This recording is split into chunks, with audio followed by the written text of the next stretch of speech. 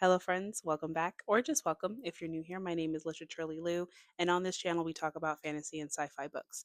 As the title suggests, today we are talking Fall TBR. I want to share the list of books that I plan to get to this fall. Also, I am just getting over a cold, so my voice might sound a little bit funny. I apologize in advance. Anyway, I don't know that I would call myself a seasonal reader. Yes, I would. I mean, I use books to enhance my everyday experiences, and I use my everyday experiences to elevate my reading experiences. So it would only make sense that I'd be particular about the books that I read in fall versus the other seasons. I don't know who I was trying to kid. But I'm also a moody reader, and that shakes things up sometimes. So I don't know. Either way, I still feel like I do the best reading in the fall. I feel like everyone is winding down from summer shenanigans, and things just feel slower somehow before we're in the thick of the Christmas season and everything is chaotic again. I've just never explicitly called myself a seasonal reader, but I may be guilty of that. So yeah, I just feel like this is a season that you could really just sit down and get cozy with the book, even if the book you're reading isn't a cozy one, which a lot of the books on this list are not. So let's get into it. Starting with The City of Brass by S.A. Chakraborty, I have been wanting to get to these books for some time now, and I just keep putting other books before it. I am ashamed to say that I have had these books and her other book, The Adventures of Amina Al Sarafi, on my shelves for so long, and I haven't picked up either one of them. But not this fall. This fall, I will finally start this journey. And for added pressure, this summer I received The Stardust Thief from Orbit, which was another book that I saw in stores. I read the synopsis on the back and I thought, I really want to get into this book. And then Orbit sent me not only The Stardust Thief, but the arc to book two. The plot, however, to The Stardust Thief kind of follows within the seams of The City of Brass. And I can't read The Stardust Thief before reading this book that came first. So, just another reason for me to get to this book because only then do I think that my heart will be settled enough to get into The Stardust Thief. So, for those of you who may not know the plot to book one, we follow a young woman named Nari, who, as I understand it, was a healer turned con artist. She's swindling people through the streets of Cairo when she ends up summoning a jinn named Darrow, and the two travel together to Daevabad, which is something of a jinn city. Hello, son. I better take that all in while I can because we're getting rainier and rainier days, and that's going to go away real soon. But anyway, there's supposed to be political intrigue, great character work, tension spanning generations, romance, adventure, magical world building, pretty much everything that is right up my alley. Not to mention, this is a completed series with 3 books and a novella that won't leave me in limbo wondering what's going to happen with the characters and when is the next book going to come out. Now, do I think that I'm going to get through all 3 books and the novella before the end of fall? No, I don't even think I'm going to get through all the books on this list before the end of fall. But this one falls pretty high on my priority list, so I think I'm going to at least get through book one. I'll keep you guys posted on how things go with the rest of the series. Next, Empire of the Vampire. This is a book one to a not yet completed series. Book three is supposed to come out this November, so it will be completed soon, which is a treat for me. Again, do I think that I'm going to get through all 3 books before the end of fall? No, but I like knowing that the books are available when I am ready for them and I won't have to wait. I don't like to wait. So a friend of mine read Empire of the Vampire and raved to the point of giving me FOMO. This was another book that was on my radar for some time. I read Aurora Rising earlier this year, which is a YA sci-fi that this author co-wrote with Amy Kaufman, and it was so good that I knew I wanted to read more books from these authors. Actually, when I was in the UK recently, I got the UK editions to Aurora Rising and now I have them right there on my shelves. I also haven't finished that series. I will get to it at some point. Anyway, so when I saw Empire of the Vampire in Barnes and Noble, I locked it away in my mind as a future read, and the future is near. In this one, we have a world plunged into darkness after an event called Day's Death, where as a result, vampires now rule over humanity. Our protagonist is one of the last vampire hunters known as Silver Saints, which the name itself just tickles my brain and makes my chest vibrate. Do you guys know that feeling? Yeah, you guys know that feeling. There's vampires, there's banter, purple writing, it's gothic. The protagonist recounts everything that he has experienced and seen by way of an interview with another character. Other creators that reviewed this book said that the writing takes some getting used to, but I'm not too worried about it. I'm a pretty open, pliable reader, so I think I'll adapt just fine. I'm also loving the fan art. It's gorgeous. It's giving Castlevania, which is really setting the bar for this book. Myth of a Dynasty by Chanaz Bado is a book that released earlier this year. It's supposed to be part of a series, and I have heard nothing but good things, which of course makes me hesitant because it's the only book that's out right now. Nonetheless, there's a high chance I'm still going to get into it and then just regret it later. Or maybe we'll be lucky and book two is like right around the corner. Just kidding. I was trying to be optimistic. So, this is a high fantasy story of three families fight for power. One family is massacred, leaving behind one sole survivor who has vowed to avenge his family. And this is a plot that is tried and true with me. I don't care how many variations we get of this, I'm going to eat it up every time. There is a prophecy that is widely known, but for the most part ignored and waved off. But for one family in particular, this is not a prophecy to be taken lightly, and they are paying close attention. At the very least, I'm intrigued. I am usually guilty of judging epic fantasies, at least by their page count. Like if I hear an epic fantasy under 500 pages, I'm usually like, where's the epic? But that's probably more about me than it is the book. This book one is just under 400 pages, so we'll see. And again, because we have giants and magic, prophecy, betrayal, fast pacing, and political intrigue that has been compared to the Game of Thrones, there probably still will be that epic fantasy feeling. Like I said, at the very least, I am intrigued. Next is a reread and resume. I have said a million times that I want to start the sequel series to Red Rising, and while I don't think I need to reread Red Rising, seeing as I've read it multiple times, I want the details to be fresh in my mind going into Iron Gold, or at least that's the excuse I'm giving myself to read Red Rising again. This is a god tier series for me, and it has held that position for years now. It is actually criminal that it's taken me this long to get into Iron Gold, but this fall I will rectify that. I don't think I need to give a synopsis of Red Rising. However, it is a Roman Empire inspired sci fi, and I hesitate to say sci fi because I fear that gives the impression that there's a heavier hand in the science than this book actually has. It does take place in our universe, more isolated to Mars, but that's really the extent of the science, in my opinion. It's more of a dystopian story. There's a color caste society where reds are at the bottom and golds are at the top. Our protagonist, Darrow, has lived somewhat content as a red for all of his life, believing that he had a purpose that served humanity along with a community and love.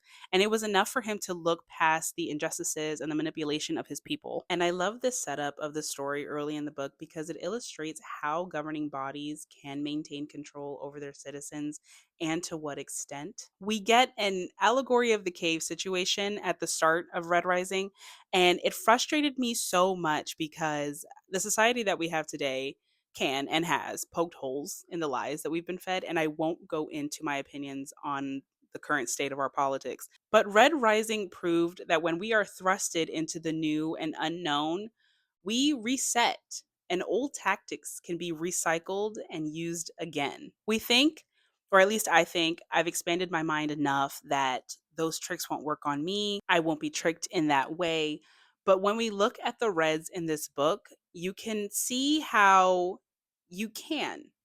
You can be tricked into being Plato's caveman. So the Golds in this book understood what beliefs to indoctrinate to get the behavior that they sought from each caste, and it's meticulous, it's efficient, it's masterful, and it is frustrating. So Iron Gold continues the story. A decade has passed. We have new characters, same conflict or similar conflict. And from the little bit that I have read, I know that these new characters have some relation to our characters from Red Rising.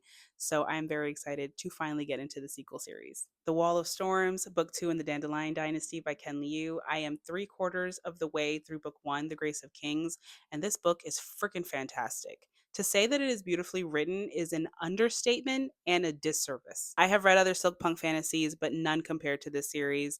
Without a doubt, I am definitely jumping right into book 2. The lore here begins with a jingoist emperor from Zana who dismantles the previous democracy of the Seven Tiro states and forces the way of his people onto all of the lands of Dara using tyrannical methods that exhaust the empire and its citizens. At the end of his reign, we get several rebellious groups that want to move into his place, some falling victim to the same egoist traits from the previous emperor, but one retinue is showing a lot of promise, and it's just very exciting to follow this court along. There is a lot of world building, a large cast of characters, and honestly, aside from the interspersed commentary from the gods, not a lot of fantasy in this one, at least not in book 1. Still, this is a very addicting book to read. There's a lot of political intrigue and a panoramic view on the difficulties of leadership when wanting to preserve the diversity of cultures, and a deeper look into the fragile threads of power. It's no surprise to me now why so many people have so many good things to say about this series. I wanted to know how book 2 continues the story, but I didn't want to spoil anything for myself, so I decided I'm just going to let it be a surprise. The Wall of Storms, however, is an 800 plus page book. So I am somewhat intimidated, but I don't care if I have to tackle this book in bits. I will devour this. And unfortunately, I can't use the audio to help me with this because I keep losing focus when I try the audio, mostly because I switch to audio when I want to get things done around the house and I'm just susceptible to distractions. And I want to be completely present and focused when I read this book. So I will be eyeball reading this big boy.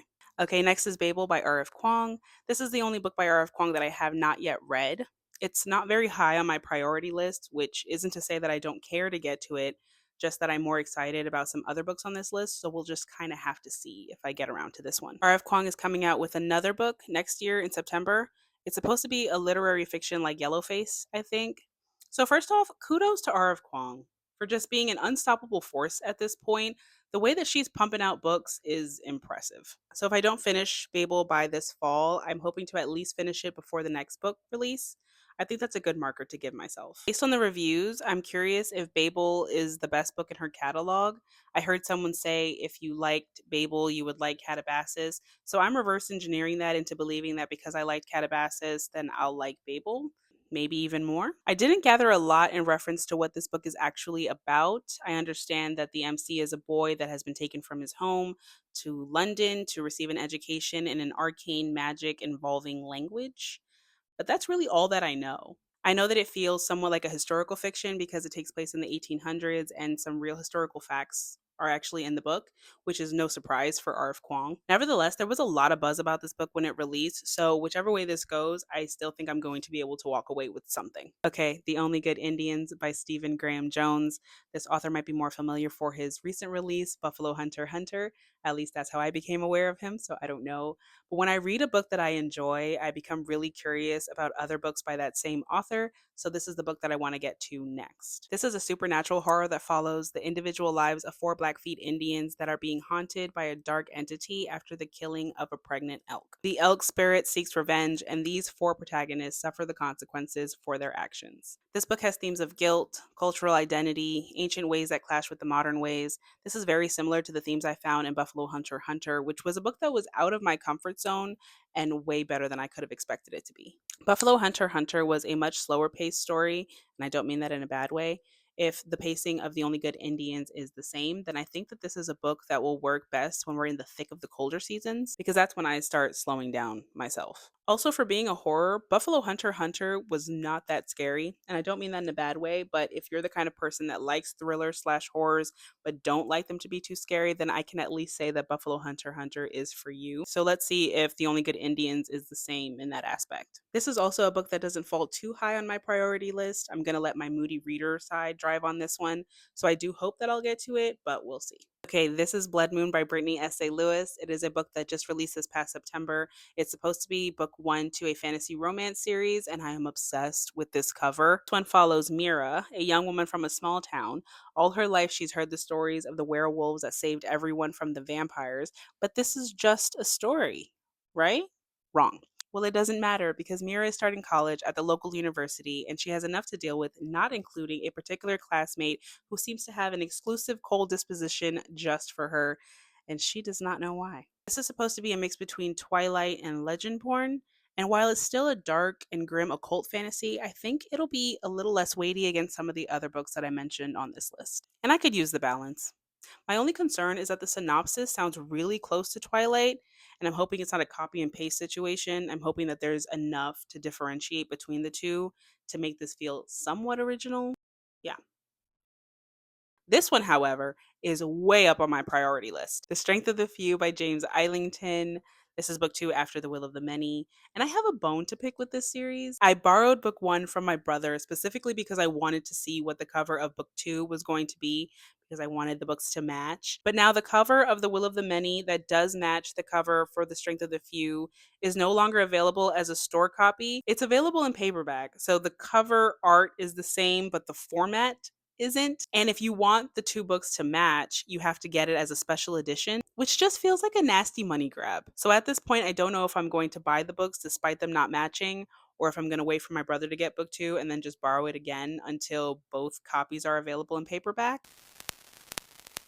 But anyway, book one in the Hierarchy series explores a world where individuals are expected to cede their will to the classes above them. Our main character, Viz, is an orphan who, by the time we meet him, has refused to cede his will.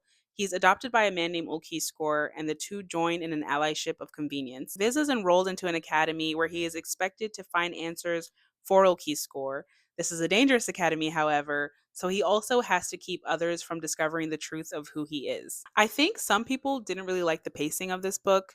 I had zero issue with it. I think just enough was held back to keep the reader wanting more and not handing everything on a silver platter. Plus, at the end, we get some nuggets of new information that should make for a really good book, too. So, definitely getting to this one. Okay, next, A Mastery of Monsters by Lascelles Sambury. This is a YA dark academia that also just released this year. The brother of our protagonist, August, has gone missing. She joins a secret society and partners with a shapeshifter named Virgil to enter into a series of deadly games to win her brother back and save his humanity. I'm not all the way sold on the plot. It sounds like the monsters need masters to ground them. And it reminds me a little bit of Immortal Dark, which I did not enjoy for reasons I won't get into right now. But if it wasn't for the fact that I have read other books by this author, I don't know that I'd be as interested. I would be put off by that synopsis. There's something about entering trials for the life of a loved one that I just don't get. I think if my brother went missing, I'm not playing your game.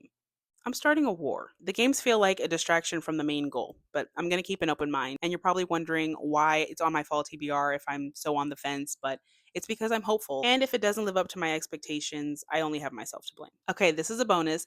Red City. It is a book that has not yet released. I've been trying to get an arc on NetGalley. I haven't been lucky yet. It's supposed to come out in October. It follows two rivaling syndicates that peddle alchemy like a drug to the elites in the form of a sand. This magic enhances those who take it into a more perfect version of themselves, more beautiful, more charismatic, just more in every way. The review on NetGalley says the two syndicates balance on a razor's edge between political negotiations and outright violence. When two friends enter the equation, tensions rise, risks will outweigh the rewards, and if that doesn't sound tantalizing to you, then you have more self control than I do. This is a mafia story with magic, and if I don't get this as an arc, I'm still going to be rushing out on its release day to get the store copy. I was a bit torn because, similar to what I said about the City of Brass and the Stardust Thief, this plot parallels a bit to Jade City, which is another series that I wanted to get into for a long time and still haven't. So a part of me thought that maybe I should get to that one first, but I don't feel as strongly about Jade City as I do the City of Brass. I know that series is beloved, so please don't come at me with your pitchforks. I may still get to it at some point down the road,